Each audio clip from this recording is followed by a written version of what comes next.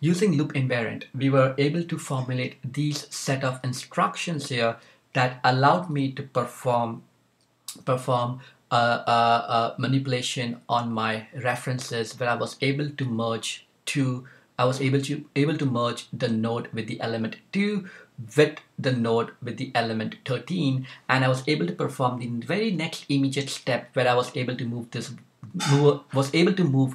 vertical brown line from my previous position. Let's just call this previous position as I don't know. Let's just call this as I, over to this new position as I plus 1. Okay, this was just one immediate step here. Now the question is, how many times should I do this? How many times should this happen?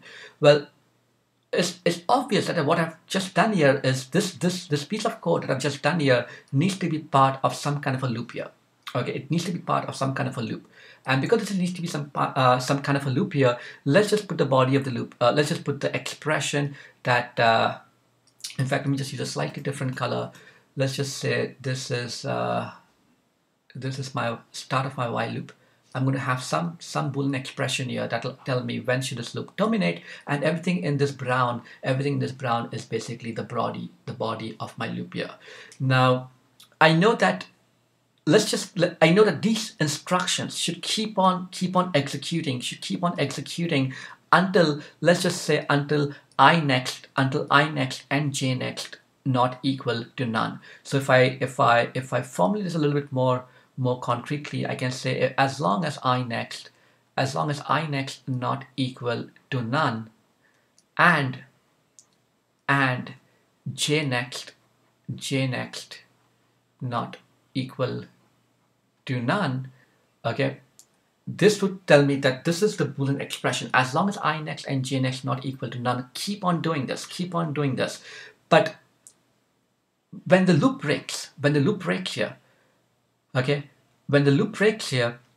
I know at that point that because I have this stronger constraint of using the Boolean conjunction, and I know that when the loop breaks, there are three possibilities. Here. One possibility is that I next and j next are both equal to none. If I next and j next are both equal to none, that is when the loop actually terminated. Or I could be having just I next equal to none and j next still not being equal to none. That's the second possibility. And the third possibility could be j next is equal to none and I next is still not equal to none.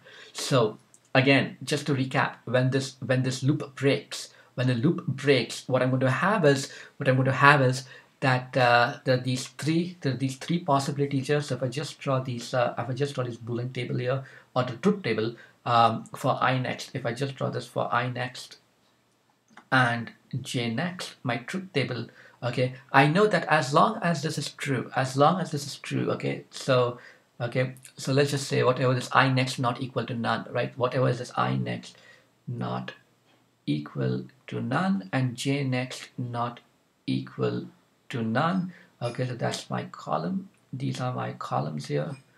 Okay, so as long as both of them are true, my output over here, the entire output of the Boolean expression, because this is AND gate, is going to be true. But if any one of them happens to be false,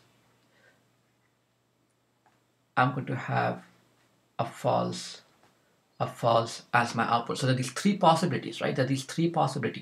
As long as the first possibility holds here, then I know that my output is always going to be true, and this body of the loop keeps on executing. But when the loop breaks, there are three possibilities here. This is when the loop has terminated. Okay, this is when the loop has terminated. Now, is there anything that tells me that the loop will come to its termination? Yes, the loop is going to come to its termination because I have these two lines of code here. I'm incrementing my I next and j next, and as my I next and j next is incrementing, as I next and j next keep on moving towards the right, at some point I next and j next are going to be equal to none. So this does guarantee that my loop is converging towards a termination state here. And when it hits the termination state here, these are the three possibilities that might exist after the loop has terminated.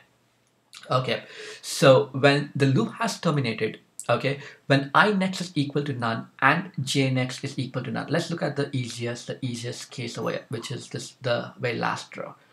If I next is equal to none and if j next is equal to none, okay, meaning if I next and j next are both pointing, in this case pointing at none, and j next in this case, let me just say this once more. Let me just say this last point once more. If I next is pointing at none and j next is pointing at none, it is this specific fourth row that we are considering. And if this fourth row is actually holds, meaning the loop has broken, okay, what that means is that I still need to perform this one final merge on on this I and j, because if I next is none and j next is none, the reference I is going to be pointing at this node right here, and the reference j will be pointing at this node. Okay, which means that I still need to perform one step, which is the reference taking the taking the next of I and making it point at the node with the element 1, and then taking the next of the node with the element 1 and making it point at none. Okay, this is still something that needs to be accomplished. This won't be accomplished within the body of the loop. Okay, and this is exactly what is being communicated via my loop invariant. Okay, so via my loop invariant, if I and I next, okay, I know what my I and j next is going to be when my loop terminates. And when my loop terminates, I still know that the last I and this last j, meaning this I and this j, still need to be handled. What I'm going to do now is I'm going to put this my condition that at this point when the loop has broken, if I next if I next is none. Okay, I'm handling this case here, so let me just make my colors consistent. This is the case in yellow that I'm currently handling. Okay, so if I next is none and j next, in this case j next is none and j next is none, when the loop has finally terminated, what is it that remains here? What remains is that I still need to do I still need to do this piece of the code where I'm going to have I next equals to equals to equals to whatever j is. Okay, so this is I, this entire thing is I here. Okay, I dot next is this piece here. I'm going to say I dot next should equal to wherever j is pointing at, and then finally I need to say j dot next. If this is j, if this entire thing is j dot next is this piece here. I'm going to say j dot next should equal to none. Okay, so j dot next should equal to, in this case, whatever, I mean, instead of just hard coding none here, I'm just going to say should equal to whatever is I next here. Okay, so I next. Okay, so I've just handled that specific row there. Let me also take into consideration, let me just take into consideration two more of these possibilities. Okay, so let's put that in blue, this second possibility, and let's put the third possibility in this case in green. Okay, that's in green here. Okay, so this is my 1, this is my 2, and this is my 3. What I've just done here is this piece in yellow that's been addressed. Okay, now let's look at what happens if I next is none. If I next is none, this is this piece in blue here. If I next is none, okay, meaning that the linked list, that the singly linked list referred by the head 2 pointer is a longer linked list in length compared to head 1. Okay, so if I next is none and j next is still not none here, if j next is still not none, Then what remains to be done is I just have to say I dot next. I dot next should equal to j, and then finally just return back, whatever is head one. Okay, and here I've forgotten to put that same piece here. This is going to be return head one as well.